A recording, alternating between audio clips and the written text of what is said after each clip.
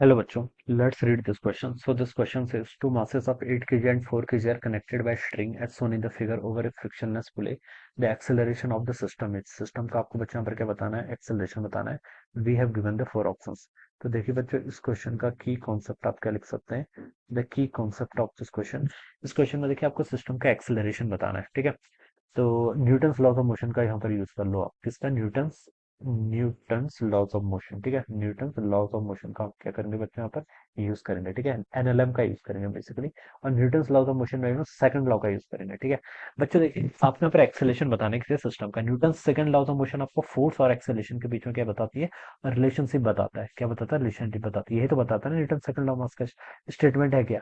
Net force किसके equal होता है? आपका मास टाइम्स एक्सेलरेशन के इक्वल होता है. ऑलराइट, ये होता है. अब बच्चों देखिए यहाँ पर दो ब्लॉक्स हैं आपके. ठीक है, ये ब्लॉक्स आपका यहाँ पर ऐसे कनेक्टेड है.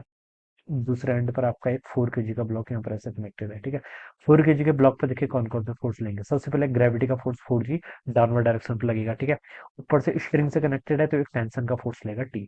ये कितना है? 8 kg का ब्लॉक, तो इस पर 8G का फोर्स लेगा डाउनवर्ड डायरेक्शन में ग्रेविटी. वॉल एनक्लाइन के साथ कनेक्ट है, कांटेक्ट में है, तो एक एनक्लाइन को लगाएगा, नॉर्मल फोर्स लगाएगा एन ऐसे. ठीक है, ऊपर से स्ट्रिंग के साथ कनेक्टेड है तो एक टेंशन आएगी कितनी आपकी T के इक्वल आ जाएगी. ठीक है, ऐसे लिख सकते हैं.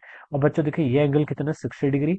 तो ज्योमेट्री से हम बता सकते हैं कि ये एंगल भी कितना होगा आपका, 60 डिग्री का इक्वल होगा. अब 8G के देखिए दो कंपोनेंट आएंगे. एक कंपोनेंट तो इस डायरेक्शन में आएगा, ये कितना आएगा आपका 8G का cos 60. ठीक है, और cos 60 कितना होता है आपका 1/2 के इक्वल.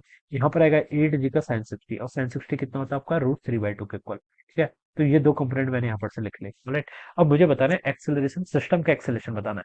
मैं बच्चों मान लेता हूँ कि ये पूरा सिस्टम आपका इस डायरेक्शन में मूव कर रहा है विद सम एक्सेलरेशन ए. ठीक है, एक्सेलरेशन ए से क्या कर रहा है, मूव कर रहा है. अब इसको ब्लॉक 1 बोल देता हूँ, इसको ब्लॉक 2 बोल देता हूँ. इसको मैंने 2 बोल दिया, चलिए बच्चों इसको मैंने 1 बोल दिया. 1 में न्यूटन्स लॉ ऑफ मोशन लगाऊं. ठीक है, इस ब्लॉक का मोशन किस डायरेक्शन में है, अलोंग द इंक्लाइन है, तो अलोंग द इंक्लाइन में देखिए क्या लगाता हूँ इस पर, न्यूटन्स लॉ ऑफ मोशन लगाता हूँ. इसका एक्सेलरेशन मैंने मान रखा है ए है, पूरा नीचे की तरफ जा रहा है. तो 8A इजिकल टू 8, देखिए ये वाला फोर्स इसको सपोर्ट कर रहा है. ठीक है, 8G इंटू √3/2, जिसको मैं क्या लिख सकता हूँ, 4√3G के थ्रू लिख सकता हूँ. ठीक है, माइनस टेंशन ऊपर की तरफ लग रही है तो T ऊपर आ जाएगा. ऑलराइट, अब देखिए इस टू बॉडी के अगर मैं अभी इसके में न्यूटन लॉ का मोशन लगाऊं तो इसका एक्सेलेरेशन ए ऊपर की तरफ होगा. ठीक है, मास कितना 4 kg, तो 4 × 8. ठीक है, टेंशन इस बार सपोर्ट कर रहा है, 4G नीचे की तरफ लग रहा है तो -4G हो जाएगा. ठीक है, this is my question number 1, this is my question number 2. इन दोनों इक्वेशन को सॉल्व कर लो बच्चों. ठीक है, कैसे सॉल्व करेंगे, चलिए एक काम करते हैं. इक्वेशन 1 में टेंशन की, और टेंशन नहीं चाहिए ना, हमें एक्सेलेरेशन चाहिए. ठीक है, तो टेंशन को रिप्लेस कर लेते हैं. कैसे करेंगे, 4√3 हो जाएगा माइनस टी. टी को बच्चों देखिए मैं इक्वेशन 2 से क्या लिख सकता हूँ, टी को मैं लिख सकता हूँ कितना, 4A + 4G के ऊपर लिख सकता हूँ, बिल्कुल लिख सकता हूँ. ठीक है, 8A, यहाँ पर आपका -4A, ये लेफ्ट साइड आएगा तो +4A हो जाएगा, तो 8 + 4 कितना, 12A के ऊपर 4√3G -4G. ठीक है, तो जी को तो बच्चों कॉमन कर लो, 4 को भी कॉमन कर लो, कितना बच गया, √3 - 1 के इक्वल बच जाएगा. ऑलराइट, ये हो जाएगा. अब यहाँ से देखिए 4 से इसको कैंसिल करूंगा तो 3 टाइम्स आएगा. तो एक्सेलरेशन की वैल्यू बच्चों कितनी आएगी, जी, और यहाँ पर √3/3 करूंगा तो आपका 1/√3 हो जाएगा, माइनस आपका 1/3 के इक्वल हो जाएगा. ठीक है, ये कैलकुलेशन थोड़ी मैंने खुद ही इसको, चलिए ऐसे कर लेता हूँ मैं.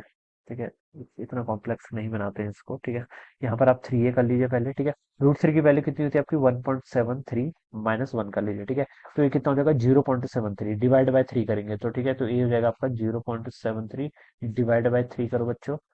तो कुछ गलती हो रही है क्या, कुछ मिस्टेक हो रही है, हो रही है मिस्टेक. क्या मिस्टेक हुई पता चल गया ना, जी की वैल्यू को, जी यहाँ पे 10 था, हमने नीचे मल्टीप्लाई नहीं किया. ठीक है, तो जी कितना आएगा आपको यहाँ पर 10, नीचे 10 भी तो आएगा ना यहाँ पर, 1.73 इंटू जी की वैल्यू 10.